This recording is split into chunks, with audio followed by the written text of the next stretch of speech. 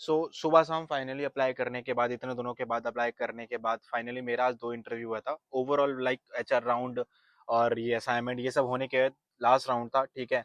तो अ, एक कंपनी नोएडा की थी, दूसरी भी कंपनी नोएडा की थी, बट उसका मेन ब्रांच हैदराबाद में था और दूसरी ब्रांच उसकी नोएडा में थी, और दूसरा था छोटा स्टार्टअप था नोएडा में ही। तो दोनों का मैं बताता हूँ, दोनों का डिफरेंस क्या था बेसिकली। देखो, मेरा 11 बजे इंटरव्यू था हैदराबाद का, ठीक है। तो उसका जो इंटरव्यू है मेरा, बेसिकली जब इंटरव्यू मेरे सामने आया तो उसका मतलब मैं क्या बताऊं, उसका एक्सपीरियंस, वो बंदा जो भी मेरा इंटरव्यू ले रहा था उसने इतना काइंडली, इतना प्यार से बात करा, अपने बारे में बताया और कंपनी के बारे में बताया, और उसने मेरे से डायरेक्टली ये तक पूछ लिया कि भाई किस में कंफर्टेबल हो आप, मुझे अपने आप को जावा स्क्रिप्ट में से या रिएक्ट में से आउट ऑफ 10 कितना मार्क करोगे। मैंने बोल दिया सर यार 8 to 9 आता है मेरे को, ये बता दिया। तो वो भगवान की कृपा से मैंने आंसर भी सारे बता दिए, जावा स्क्रिप्ट के और रिएक्ट तक के मैंने सारे आंसर बता दिए थे। उसके बाद बैकएंड, और फिर बैकएंड पे आया तो बैकएंड पे आए, फिर बैकएंड पे भी उसने मेरे से पूछ लिया। तो मैंने बोल दिया यार सर ये मेरे को आता है, मोंगोडीबी एक्सप्रेस नोट जैसे आता है।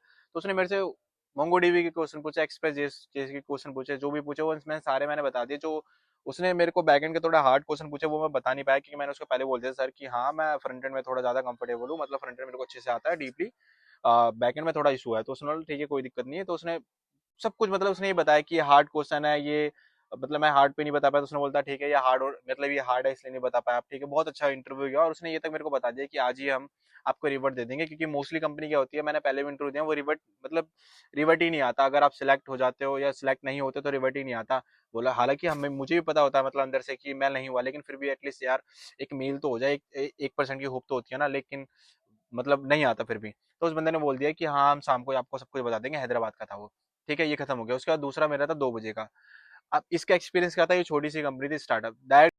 हाँ मैं तो क्या बता रहा था आपको, मैं जो मेरा सेकंड कंपनी थी, जो सेकंड का कंपनी का स्मॉल स्टार्टअप का मेरा इंटरव्यू था, भाई उसने कुछ अपने आप को इंट्रोड्यूस नहीं करा, कुछ नहीं करा कंपनी के बारे में, सीधे बोला इंट्रोडक्शन के बारे में, ठीक है। मैंने इंट्रोडक्शन दे दिया, उसके बाद सीधे उसने बोला स्क्रीन शेयर करो, स्क्रीन शेयर भी कर दी।